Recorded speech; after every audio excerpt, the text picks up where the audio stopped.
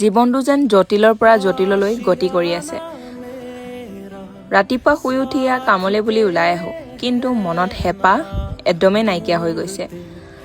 বৰ্তমান সমাজত টকা বহুত প্ৰয়োজন, সেইকাৰণে কম পইচাৰে এটা কাম সোমাই আছোঁ যদিও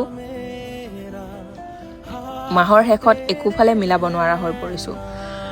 এফালে মাৰ অসুখ হৈ আছে আৰু আনফালে মোৰ সকলো ধৰণৰ চিন্তাই আৱৰি ধৰিছে। হয়, কিবা নহয় কিবা এটা কৰি আছোঁ, যাতে সমাজৰ লোকে মোক বেয়া দৃষ্টিৰে যাতে একো ক'ব নোৱাৰে বা চাব নোৱাৰে।